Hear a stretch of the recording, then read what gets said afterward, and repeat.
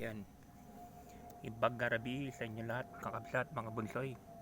Andito tayo ngayon sa may subdivision namin. Dito lang sa may park. Yan. Upload videos lang to, kakabsat, mga bunsoy. Nakakamiss din kasi mag-live. Maganda kasi rito. Yan. Nag-bike lang ako. Yan, bike ko. Yan. Malapit na actually, malapit na. 33, ano na eh. 33 subscribers na eh. 50 na kailangan para makapag-live, di ba? 15 kailangan bago makapag-live. Si 33 na. Yan. Support nyo na si Kabsat Makoy Channel para makapag-live na rin ulit tayo. Yan. Actually nga, akit nga ulit ako sa Baguio bukas eh. Akit ulit ako sa Baguio bukas. So, isang linggo rin ako doon. Mga isang linggo lang. Oh. Tapos mag-election, uwi muna sa Isabela. After election siguro ulit, balik na naman sa Baguio ulit. Whole month of May, baka dun nga ako eh, pag ganitong sobrang init. Actually, sa gabi lang talaga ako nakakalabas dito eh. Lalo nga, sa sobrang init eh, di ba? Nakakamiss ko na mag-live eh. Namimiss ko na talaga mag-live eh.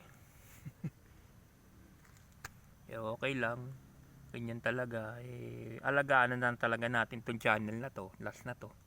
Sabi ko nga to, pag ito nawala pa, back to viewers na lang ulit tayo. Diba? Back to viewers na lang ulit tayo. Yan. Topic natin ngayon, diba? Nagano naman si Sara Duterte. Nag-condolence naman si Sara Duterte, diba? Grabeng kaplastikan talaga, diba? Nag-condolence siya kay Pope Francis, di ba? Panagdasal naman niya kunwari si Pope Francis, pero sa totoo lang plastic, di ba? Dapat talaga hindi na lang siya nag-message ng ganun, di ba? Minura-mura nga ng tatay mo si Santo Papa eh. Minura-mura nga ng tatay mo si Jesus Christ eh. Wala kang karapatang magganon. Pati ikaw, wala kang karapatang magganon. Siyempre, mana-mana ka sa tatay mo, di ba? Ugaling Duterte ka talaga. Ugaling digong, di ba? Kalatado masyado. Di ba?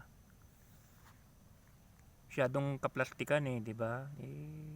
Harapin mo na lang yung mga kaso mo, di ba? Tapos ang kwento. Dapat matagal mo nang hinarap ang kaso mo. Umaasa ka pang ano ngayon na yung impeachment mo magagaling yung lawyers mo. Tinalangnan natin pag tinapatan ka ng mga biktima o relatives ng EJK killings ng tatay mo o the Davao Death Squad, diba? Paano mo masasagot yun? Isa ka pala sa founders ng Davao Death Squad, malamang ma-ICC ka rin, diba?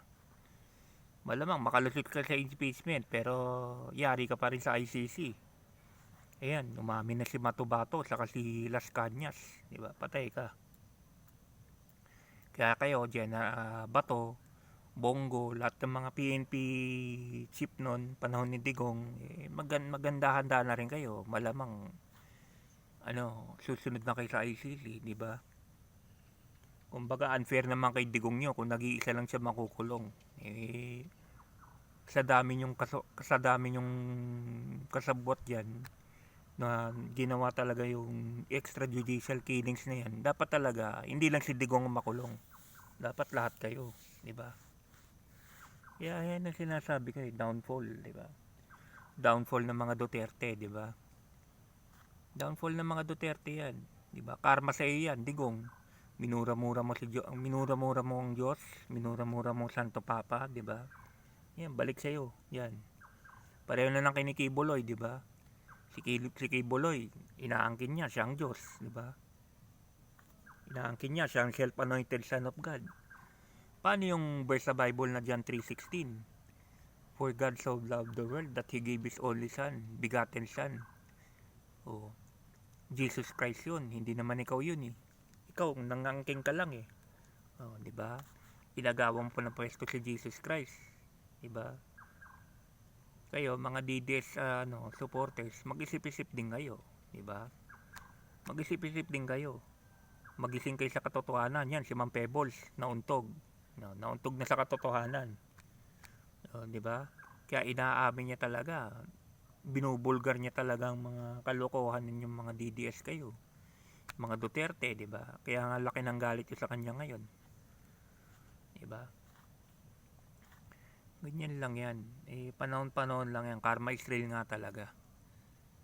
'Di ba? Bakit hindi kayo nagtatagumpay na masira si Apo Bongbong, 'di ba? Yung polls, yung survey na 'yan, polls 'yan. Polls Asia nga, 'di ba? Hindi nyo ba alam ang Polls Asia ngayon nabili ni Bongo. Kaya nga number 1 yan sa Polls Asia kasi nabili niya ang Polls Asia, 'di ba? Kaya okay mananiniwala sa survey, 'di ba? Basta iboto nyo talaga sinong gusto nyo. Dapat nga di manalo yung mga padapa na yan, team padapa na yan 'di ba? Kasi once na nanalo yung mga yan, pabor na pabor sa China yan, 'di ba? Yan ang nakakatakot. Yan ang tignan natin. Dapat talaga hindi makikialam ang China sa eleksyon na tong darating. Sigurado yan, mamumudmud ng pera yan para lang manalo yung mga team padaka na yan. Shhh! Ming! Nanay si Brown, si Silver ha. Pusa. Wala naman laman yan. Diba? Naka-support natin yung mga matikas na mga loyalistang vlogger dyan. Yan, si Boss Nyolo. Diba? Supportahan natin yan. Si Boss Frederick. Si Boss Derek Valera. Maestro Paul, si Kuya Paul, Maestro Paul PB, si Kuya Glenn. Diba? Muntintinig. Sam The Adventures, Kabsat. Si Kabsat Infinite Streams, Kabsat Rising Plug. Si Boss Kent. Daming dapat suportahan, di ba? Oo, yung mga magagaling na BBM vloggers, suportahan natin lahat. Yung ginagawa ni Boss Nyolo ngayon na gumagawa talaga ng songs para kay Apo Bongbong, talagang kapuri-puri talaga yan. Talagang magaling talaga si Boss Nyolo. Saludo ko dyan, di ba? Kayo naman, gagamitin niyo yung kanta niya, magpaalam naman kayo. Huwag nyo nga angkinin, di ba? Iba kasi inaangkin kaya magpaalam naman kayo. Okay naman Okay naman si Boss Nyolo, mabait yan, magpaalam lang kayo, di ba? Ako, simpleng vlogger lang naman ako di ba? Pero simple pero bumabanat din, di ba?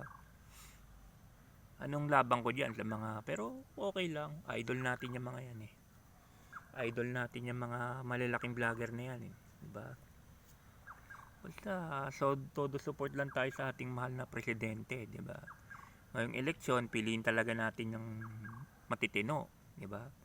Kahit sa independent, kumuha tayo. Yan si Attorney Angelo De Alban, kinakampanya ko na.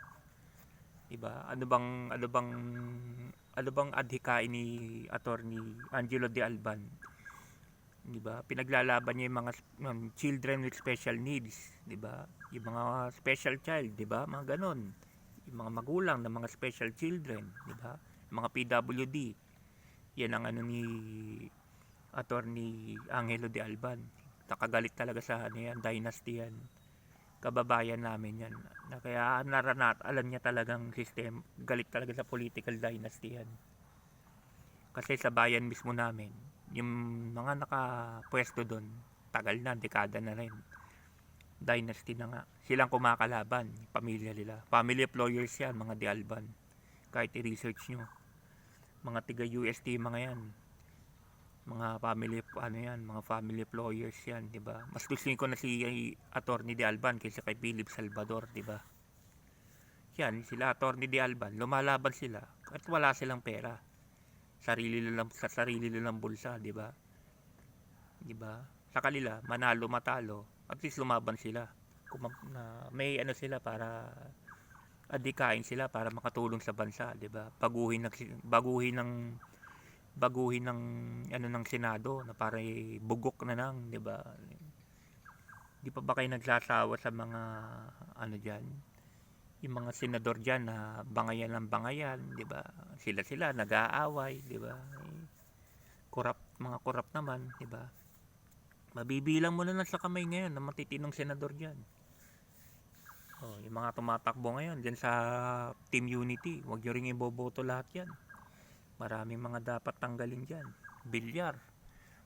Matik niyan si Bilyar, Amy Marcos, di ba?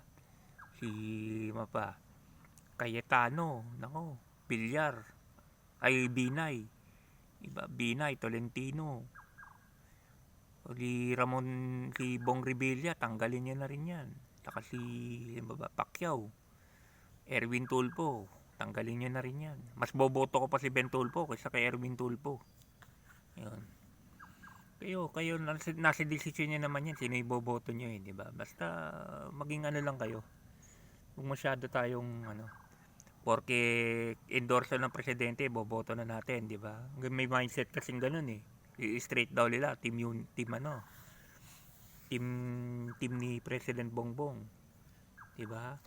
Boboto niyo si Lito Lapid, di ba? Sino ba si Lito Lapid? Di ba? Bata ni Gloria. Sino ba si Gloria? Di ba? Kakampi ni Digong. Di ba?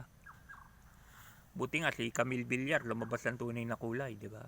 Duterte pa rin sila, di ba? Mga land grabber, di ba? Natural, mga yan, oligarko. Walang pakialam sa masa yung mga yan, di ba? Kaya lang tayo, pili-piliin na talaga natin ang iboboto nating eleksyon, di ba? Kayo mga taga Caloocan, di ba? Sino pa ba iboboto nyo? Si Senator Trillanes na. Binibigyan kayo ng ngayon. Binibigyan kayo ng choice. Sinong gusto niyo iboto, di ba? Yan sa Maynila, si Ma'am Mara Tamandong. Yan, endorse ni President Bongbong yan. Lohilista yan. Huwag nyo na iboboto yung yung dati, saka yung bagong, yung namamahala nga, yung namumuno ngayon, di ba? Yung gustong bumalik, saka yung namumuno ngayon. Yung isa naman, ewan ko, baka mamudbud lang ng pera yan. Kailangan mang maratomundong sa Maynila. Sa Pasig, siyempre, Vico Soto pa rin, di ba? Sa Marikina, alam ko, si Senator Coco Pimentel yata. Tumatakbong mayor. Yan. Alam naman natin eh. Sa Baguio lang, medyo tagilid lang si Mayor Magalong kasi nga, ginagawa niya, bigla siyang, ewan ko, naniniwala kasi kay Libayan eh. Actually, anak kasi ni Mayor Magalong is asawa ni Libayan mismo. Asawa ni Libayan, yung anak ni Mayor Benji Magalong. Yung babaeng anak niya. Abogada rin. Alam ko, attorney rin yun eh. Yung isang anak ni Mayor Benji Magalong. Asawa ni Libayan. Yan. Wala. Sinira ni yan eh. Imbis na nag-focus siya sa Baguio, nag-focus siya sa, diba?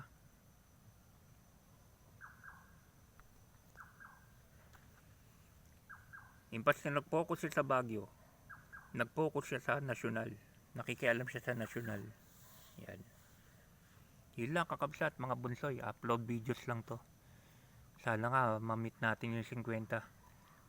Habang nasa Baguio rin ako para makapasyal-pasyal din tayo ron na naka-live. Diba? Support din ilang naman eh. 33 subscribers. Bali less than 20 subscribers na lang kailangan para makapag-live na tayo ulit. Yan, kakabsat mga bunsoy ha. Salamat. Ingat at God bless sa inyo lagi. Namimiss ko na kayo lahat mag-live. Bye-bye. Pero sandaling na lang yan. Makaka-live na tayo ulit. Ingat lang kayo kakabsat mga bunsoy ha. Bye-bye. God bless.